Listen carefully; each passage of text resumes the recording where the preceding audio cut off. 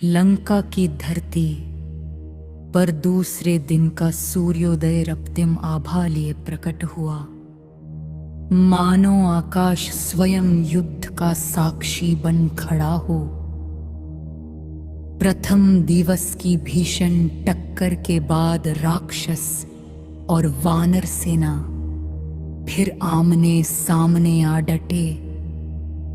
वानर पक्ष से श्री राम, लक्ष्मण, सुग्रीव, हनुमान, अंगद, जंबवान, नल, नील, गवाक्ष और गंधमादन अग्रिम पंक्ति में थे। राक्षस पक्ष से रावण ने त्रिशिरा, देवांतक, नरांतक, अतिकाय, महापार्श्व और अपने पराक्रमी पुत्र इंद्रजीत को।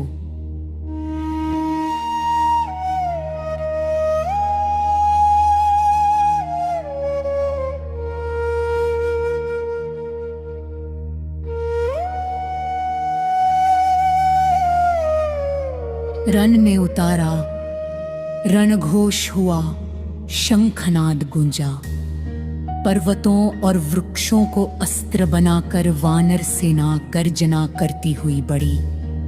सबसे पहले नरांतक अपने तीव्र वेगवान घोड़े पर सवार होकर वानरों पर टूट पड़ा। उसके भाले के प्रहार से अनेक वानर भूमि पर गिर पड़े। तब अंगद आगे बढ़े। नरांतक ने प्रचंड वार किया। अंगद ने उसे अपने वक्ष पर सह लिया और एक घातक प्रहार से उसे धराशायी कर दिया। भाई के वध से क्रोधित देवांतक गदा लेकर आया और वानरों को पछाड़ने लगा। तब पवन पुत्र हनुमान रणभूमि में उतरे।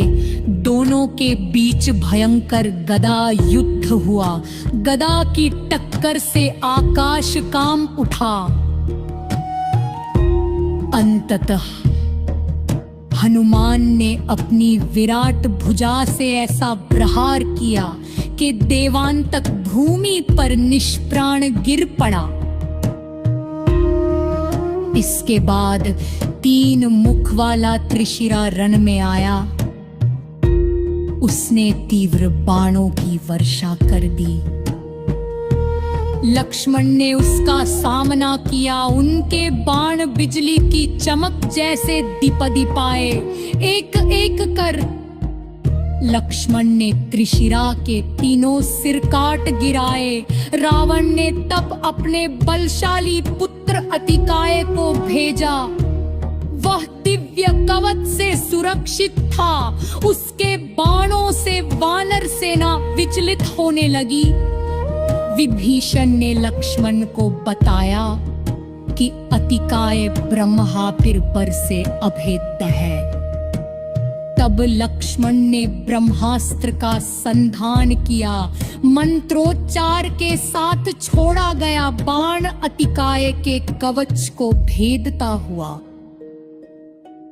उसके वक्ष में समा गया और वो धरती पर गिर पड़ा। अपने वीर पुत्रों और सेना नायकों के वध से रावण का क्रोध ज्वाला बन उठा। उसने अपने मायावी पुत्र इंद्रजीत को आदेश दिया।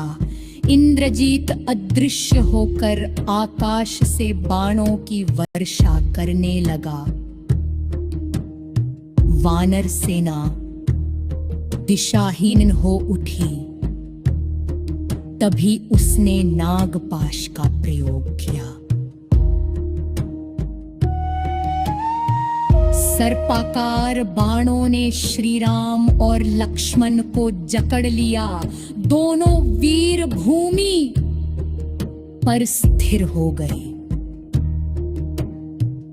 वानर सेना शोक और व्याकुलता से भर उठी। सुग्रीव, हनुमान और जांबवान चिंतित खड़े रहे।